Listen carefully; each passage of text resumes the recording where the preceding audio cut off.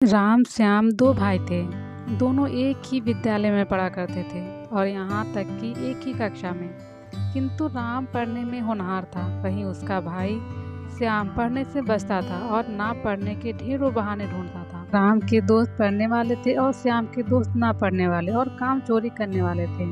राम अपने भाई श्याम को उन दोस्तों से बचने के लिए कहा करता, मगर श्याम उसे डांट लगा देता और कहता, अपने काम से काम रखा करो। श्याम के दोस्त घर से स्कूल जाने के लिए निकलते और रास्ते में कहीं और चले जाते।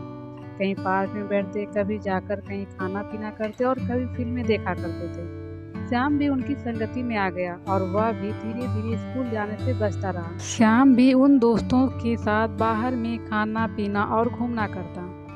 राम उसके इस प्रकार की धोखाधड़ी से बहुत चिंतित था। श्याम से परीक्षा में फेल होने की बात भी कही, मगर श्याम ने नहीं माना।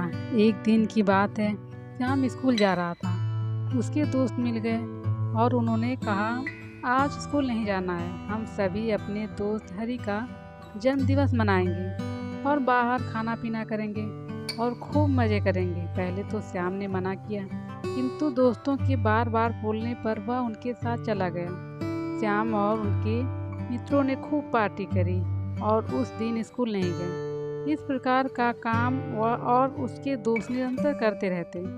परीक्षा हुई जिसमें श्याम और उसके दोस्त सफल नहीं हो पाए, वह फेल हो गए। राम ने इस प्रकार भी और बार की तरह प्रथम स्थान प्राप्त किया। श्याम अपने घर मार्कशीट लेकर गया, जिस पर उसके माता पिता ने देखा और बहुत उदास हुए। उन्हें उदासी हुई कि एक मेरा बेटा इतना अच्छा पढ़ने में है और दूसरा इतना नालायक। श्याम किसी भी विषय में पास नहीं हो पाया। श्याम के माता पिता को बहुत दुखी हुई। उन्होंने किसी से कुछ नहीं कहा, मगर अंदर ही अंदर वह बहुत दुखी होते रहे। उन्होंने सोचा कि अब मैं दूसरे लोगों को क्या बताऊंगा कि मेरा बेटा एक भी विषय में पास नहीं हो पाया। इस प्रकार माँ पिताजी को श्याम ने बहुत चिंतित व दुखी देखा, जिस पर उसे भी दुख हुआ। श्याम ने अपने माँ बाप को भरोसा दिलाया कि मैं अगली परीक्षा में सफल होकर दिखाऊंगा।